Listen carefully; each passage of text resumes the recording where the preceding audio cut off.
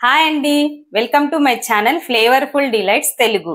ఈరోజు మన వీడియోలో హెల్దీ రాగి దోశ ఎలా ప్రిపేర్ చేసుకోవాలో చూసేద్దాం. కోసం నేను ఒక బౌల్ తీసుకుని అందులో 3 కప్స్ రాగులు తీసుకున్నాను. వీటిని నీట్గా 3-4 టైమ్స్ వాటర్తో వాష్ చేసి తర్వాత వాటర్ వేసేసి నానబెట్టేసుకుందాం. ఇంకో బౌల్ తీసుకుని అందులో నేను ఇక్కడ 3 కప్స్ రాగులకి 1 కప్పు మినగపప్పు తీసుకున్నాను. మినగపప్పు అండ్ అందులోనే 1 స్పూన్ మెంతులు వేసుకుని వాటిని కూడా మనం శుభ్రంగా వాష్ చేసుకుని వాటర్ వేసేసుకుని నానబెట్టేసుకుందాం.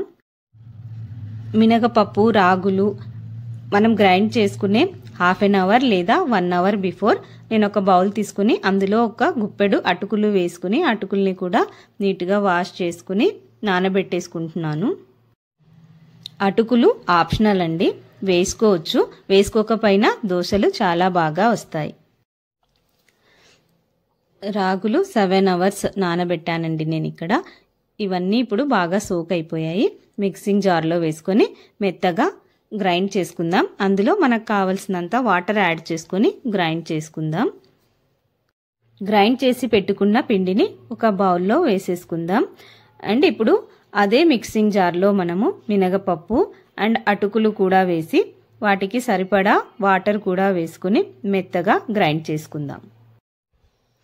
రాగులు హెల్త్కి చాలా మంచిదండి. మెయిన్గా ఇప్పుడు వెయిట్ లాస్ చేసే వాళ్ళు రాగిని రెగ్యులర్గా యూజ్ చేస్తుంటారు. డయాబెటీస్ ఉన్న వాళ్ళకి అండ్ అందరికీ కూడా హెల్త్కి రాగులు చాలా మంచిది. మనం వీక్లీ వన్స్ లేదా ట్వైస్ రాగుల్ని మన డైట్లో చేర్చుకుంటే హెల్త్కి చాలా మంచిది. మినగపప్పు గ్రైండ్ చేసుకున్న తర్వాత రాగి పిండిలో వేసుకుని 2 కలిసేలాగా బాగా మిక్స్ చేసుకుందాం. మిక్స్ చేసుకున్న తర్వాత మూత పెట్టేసి మనం హోల్ నైట్ ఉంచేసుకుందాం.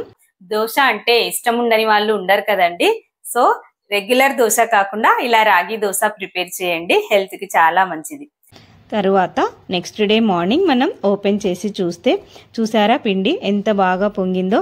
బబుల్స్ కనిపిస్తున్నాయి కదా. సో ఇలా పిండి బాగా పొంగుతుంది. ఇలా పిండి బాగా పొంగితే దోశలు చాలా బాగా వస్తాయి. బ్యాటర్ అంతా ఒకసారి మిక్స్ చేసుకుని ఇందులో మనకు సరిపడా సాల్ట్ వేసుకుందాం. నేను 2 స్పూన్స్ సాల్ట్ తీసుకున్నాను. సాల్ట్ వేసుకున్న తర్వాత బ్యాటర్ అంతా మిక్స్ చేసుకుందాం. అండ్ ఇక్కడ మనకు దోశ వేసుకోవడానికి వీలుగా బ్యాటర్ని ప్రిపేర్ చేసుకోవాలి. నాకు ఇక్కడ బ్యాటర్ కొంచెం థిక్గా ఉంది. సో నేను 1 గ్లాస్ వాటర్ యాడ్ చేశాను. నాకు ఇలా బ్యాటర్ ఈ థిక్నెస్ సరిపోతుంది. సో ఇప్పుడు మనం దోశ వేసేద్దాం. స్టవ్ ఆన్ చేసుకొని ప్యాన్ పెట్టేసి ప్యాన్ హీట్ అయ్యాక కొంచెం ఆయిల్ రాసి ప్యాన్కి దోశ వేసుకుంటున్నాను. రెగ్యులర్ దోశలా కాకుండా వీక్లీ వన్స్ ఇలా రాగులతో ఒకసారి మిల్లెట్స్తో దోశ చేసుకుంటే హెల్త్కి మంచిదండి. తర్వాత మనం నెయ్యి లేదా ఆయిల్ వేసుకోవచ్చు. నేను ఇక్కడ నెయ్యి వేసుకుంటున్నాను. మన ఇష్టం అండి, ఆయిల్ అయినా వేసుకోవచ్చు. వంట సోడా కలపనవసరం లేదండి. వంట సోడా వేయకపోయినా దోశలు చాలా బాగా వస్తాయి. చూసారుగా దోశ ఎంత మంచి కలర్ వస్తుందో. మంచి కలరే కాదండి, క్రిస్పీగా టేస్టీగా కూడా ఉంటుంది. ఈ దోశ ఇలాగే సర్వ్ చేసుకోవచ్చు. లేదంటే ఇంకో సైడ్ కూడా తిరిగేసి ఒక 30 సెకండ్స్ ఉండనిచ్చేసి తీసేసుకుందాం. చూసారా ఎంత బాగా ఉందో. కలర్ కూడా చాలా బాగుంది, క్రిస్పీగా కూడా ఉంది. ఇలాగే మిగతా దోశలన్నీ వేసుకోవాలి. ఇదే పిండితో మనం ఊతప్పం, పొంగనాలు కూడా వేసుకోవచ్చు. ఇడ్లీలు కూడా వేసుకోవచ్చండి. ఇడ్లీ కూడా చాలా సాఫ్ట్గా చాలా బాగుంటుంది. అండ్ దీంట్లో మనం క్యారెట్ అవి కూడా యాడ్ చేసుకొని వేసుకోవచ్చు.